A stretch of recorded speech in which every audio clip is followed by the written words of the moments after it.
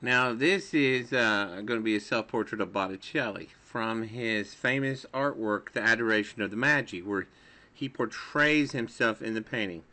So, of course, I'm drawing this one upside down, and you can see where I'm starting at. This will give me an objective, completely objective view of it, and I'm trying to draw what it is I'm seeing and not what I think I'm seeing, and hopefully that'll work. But I start off, basically the basic parts. You have to lay in where you're going to put your eyes. I found you have to do that, and that is for sure because I messed up several drawings just not doing the basics. So you learn as you go along. And I think his chin is too. His chin is a big chin, and I put it in too small, and so I have to redo it. I redo all the features on the face, and it just takes a while. I first learned about all these artists back when I was at Berea College. When I first went there, we uh, learned about it in art history.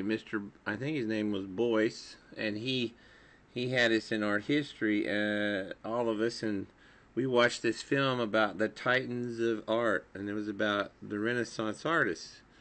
And one of them was, I think, Botticelli. I'm not for sure, because I think he is, and I know he is early Renaissance, but we saw about Leonardo and all the other Ninja Turtles. Raphael, he's one of them, and so is Donatello. But Donatello, I think, is more early Renaissance, like Botticelli.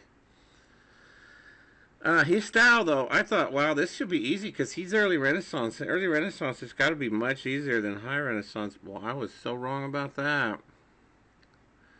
Early Renaissance with Botticelli is still difficult to draw, and it was a challenge. I kind of think it's like fishing, and you're trying to reel in a fish, and it's fighting you the whole time, but it's worth it. So you're just going to keep reeling, and it's going to keep trying to get away. And I used to fish a lot, so I kind of relate to that analogy. So this is kind of like that. Don't just stop. Now, look, I could just say, okay, I'm done. I don't want you to do a line drawing. I want you to delve into drawing this and really try to bring out the features. And it may look horrible. I think this is the fourth one of these I did in a row of this particular subject of the Botticelli today, and I drew a whole bunch on each one of them, and finally I just said this one's just not going any further. It can't be fixed, and each one I learned a little bit on. So then I got to this one, and I thought to myself, I think I can pull this one off. I just have to hang in there. And that's what I did. I just kept drawing on it and changing it. And each time I go back in, I try to make it look a little bit more like it. And I sped up the footage because it's a long time. But you're actually seeing most of it that I'm drawing. Now, there's a bit that I drew off camera. But, I didn't draw all of it on camera. But you get to see a big portion of it drawn on camera. So you can see where I laid in everything. And it's pretty simple. It's like I do the nose. I have a ball at the end of it and then a little ellipse out from it. And that's if I'm going to do a 3/4. And I think 3/4 is the best way to go with a portrait. It's difficult. So that's why you should do it. Because it's not easy. Do a 3/4 and learn to draw in that style. In that type of portrait, which is 3/4, not string. And so I think the 3/4 is much better. Profile's a lot easier, but if you really do a portrait of a person, you need to do it as a 3/4 and not right in front. With the eyes and the nose and the mouth. I'm thinking you should do a 3/4 portrait. That's what I want you to do. And if it's horrible, it's horrible. But do it, and you'll learn a lot. Get out of your comfort zone. I don't think this quite looks like him at all, but I'm just going to keep working on it. Eventually I bring it around to where it kind of looks like him. But it takes a while. I'm thinking, what is it about this portrait that doesn't look like him yet? I'm starting to work a little bit with the hair.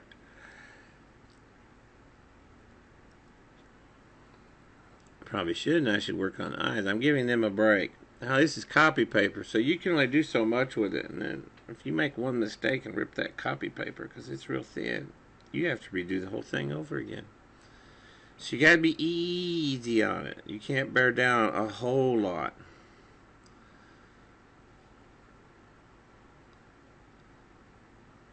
It's coming along. It's kind of like George Washington or something right now.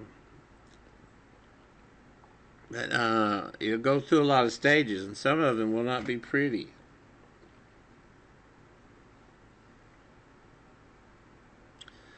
That eye, you got to get that eye that's closest to you. And that nose is real particular about how it needs to be positioned, or else it won't work. So I had to fight with that. But I learned a lot, and that's what I want you to do. See, the number one thing I see in a lot of my students' artwork is there's just not enough effort in the work. It's just like they just did it really quick and rushed it out, and then they want me to tell them how awesome it is. I'd rather they show me lots of lines on the paper and shading and value and how much effort you put into it than to just rush through something and say, I'm done. I mean, that's not really putting any effort in it at all. I probably put a couple of hours in this one on and off during the day. I drew it for students to draw, so it's an assignment for them. Those eyes are not right just yet.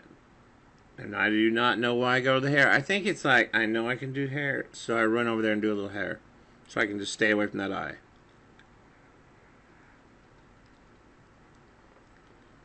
So here we go. We're drawing down the side.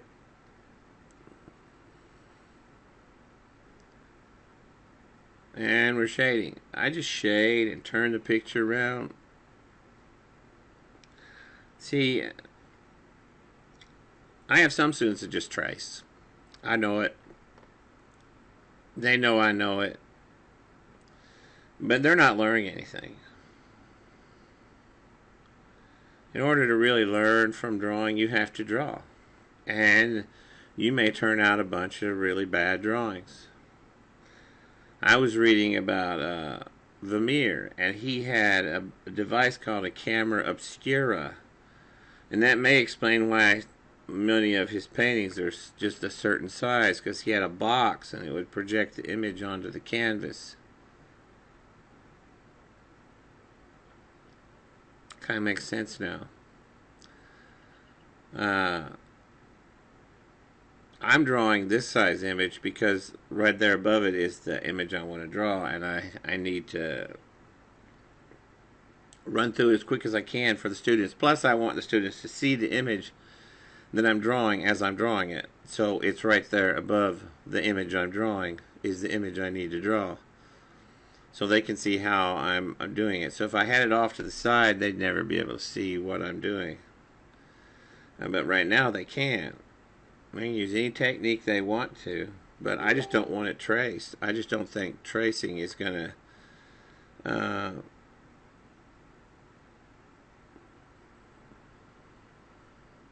don't think it's going to do it. You're not going to learn anything.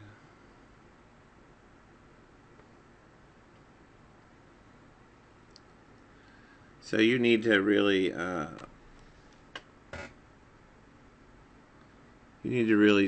put effort into it. See, now look, I'm just fussing with this and fighting with it. And the chin, he has a huge chin. I have never drawn a chin this big before on a person. If I don't draw it right, it'll look like a girl. So that's not what I'm trying to do. I'm trying to make him, now he has all those curls in his hair. And so I've got to draw him and make him look like a guy with this strong chin and jawline. And then those eyes, I've got to get those eyes just right. There's just so much here to do. And the shading has to all be put in. So as you're watching me do it, you can be doing it too. I'm talking you through it. And that mouth, the way the top lip just curves around. You should pull this one up on your computer. It's Botticelli self-portrait from the Adoration of the Magi. He literally is just turned and facing out of the painting at whoever's looking at the painting. So if you want to look that up, you can actually see the real thing. So this is just a close-up of that, of him looking toward the viewers. And that's pretty neat. He puts himself in the painting. Now, he lived about the same time as Leonardo da Vinci, when Da Vinci was a younger, and they worked for the Medicis, Lorenzo, and so they made art, lots and lots of art, and that's what they were about, was making artwork for these rich banking family members. And so they made a lot of artwork. A lot of it's religious in nature, and they did a lot of portraits too of the Medici family. And the Medici family was they were very wealthy. They were rich bankers that lived in Florence, Italy, and so they had a direct line to all the money in Italy at that time. And then they even expanded out their banks to other parts of Europe, so they became more powerful. The Medicis went on to marry their family members into most of the royal households of Europe, and they're still around today. Their descendants are. It's looking a little better. I mean, it's still pretty wonky looking. I mean, there comes a point in time where you just have to... It looks like I'm showing his teeth in there, and I don't need that. That might be a holdover from when I was drawing the girl with the pearl earring. So I think that's what that is. Sometimes I put little pieces and parts of the last drawing into the drawing that I'm doing next. I don't know why. So I have to take those out. But this one's coming along. It's not quite there yet. It takes more work. I'll look at it and lay it down. Leave it alone. But I made this one all in one day, and I'm worried about those eyes I have erased so much. The good thing about these cheap pencils I'm using, these Jots, they're called Jot pencils, is the erasers are really soft. So if I was using a hard eraser, I would just rub right through that paper by now. And copy paper is what my students use, a lot of them, to draw with. And some of them use line paper, and I really get on to them about line paper. So don't use line paper. Line paper is not what you need to use. You need to use at least copy paper. If you want to get fancy sketchbook paper, you can. I think that'll be great to use when you get better. I think it'd be great to use when I get better at drawing. Right now, I don't think I'm quite there yet. I don't know when I'll get there. I may never get there. It's kind of like a journey. And so my journey is right now, I'm just trying to draw the best I can with copy paper. That's why it looks so shiny in places, because copy paper is not all that great to draw on. So I have to move the drawing around just so the camera can see it. So, I see it just fine, but if I want the camera to see what I'm drawing, I have to move it around because it's so shiny. I get that just right. Now he looks at you like he's kind of like thinking, I am the artist who did this. I don't know how I would otherwise define that look. But it's pretty neat. It's good to go see. I gotta get that cheekbone in there too, just right. going to take a while. I think it's looking sort of like it. Those curls on his hair are hard to draw. Well, they're not really, but they're kind of fun, actually. But I didn't draw them exactly like they were in the picture. I don't draw anything exactly like it is in any of the pictures. I just try to learn from the way they drew things in those pictures. I mean, you can tell mine's not traced. Some of them are pretty bad. But, you know, I learned a lot in each one I drew. Now, if you call tracing me using my thumb or index finger on my other hand to figure out where I'm drawing at, I guess that would be, but that's about it. My drawings take a long time, and they're pretty clunky, some of them. Most of them. Let's just say all of them. Hopefully someday I'll get better, though, and they won't be as bad. That eye's hard to get just right. Now, if I was to trace this, I'm pretty sure I could trace it and make it look just right. However, what am I learning? Nothing. I'm not learning anything. And I want to learn from this drawing. So I don't trace. I just keep drawing. And you may have to draw 5 or 6 or 7 or 8 of them to get it to look right. I knew I was worried after the 4th one. I drew this and it didn't work out. However, I just kept drawing it. And eventually I figured it would look right.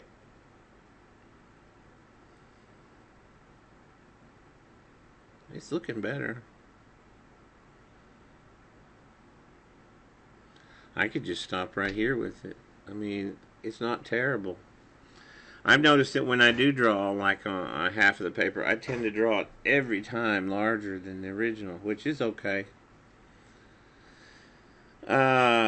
My main focus is the facial features and what I can learn from drawing them, and I have learned so much. So let's say I draw somebody, you know, a picture of them. I'm more than likely going to use these techniques I've learned to draw the picture better. I'll most likely do a 3/4. I don't want to do straight on frontal portrait of them.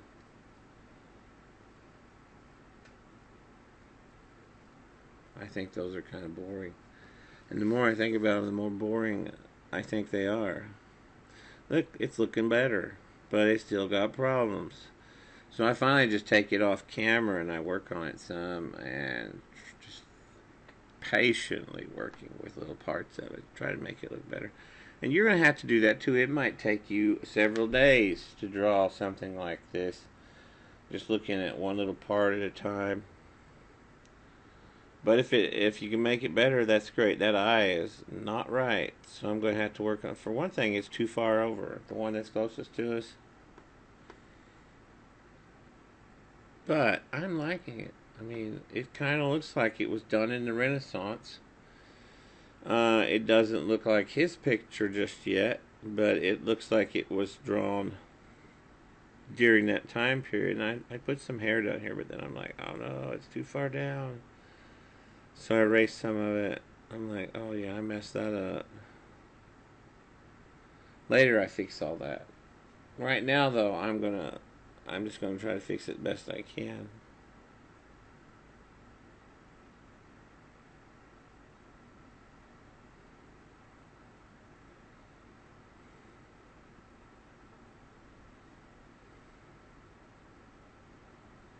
I'm trying to figure out how far over I need to put his neck. I think I moved his neck further over in the back. His neck is a lot thicker than I originally made it.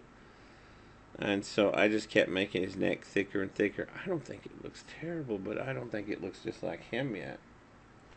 Or even close to it. Well, maybe, you know, but it's not like somebody from that time period. Now I'm going to take this off camera, and when you see it again, and just in a second, you'll see that I've made a lot of changes to it. And here they are. So, it looks more like him now because I just kept working on it and working on it and working on it.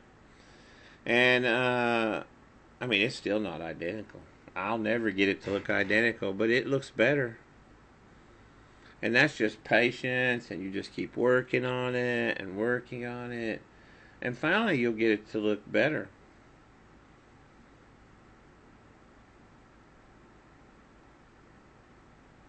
You have to look for the little details. So don't give up. Don't throw it away when the going gets tough.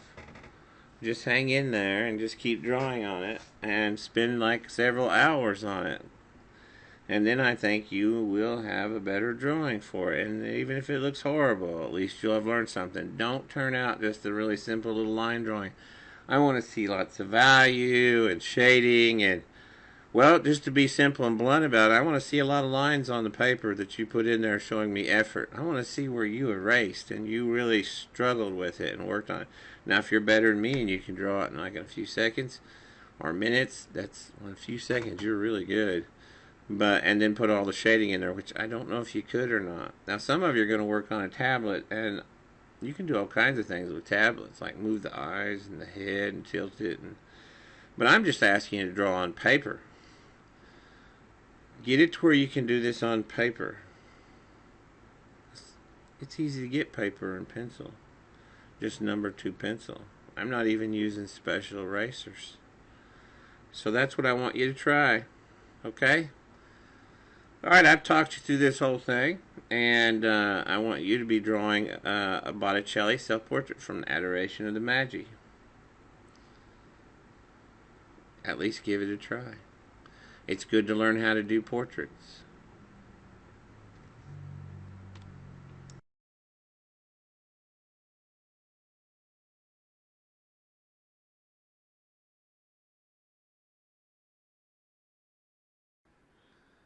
I hope you found this content informative and entertaining. I like to draw stuff upside down and hope to keep creating content like this. Thank you for your support. And please like and subscribe. You can also help support this content by going to patreon.com/artvideoinstruction. Thank you.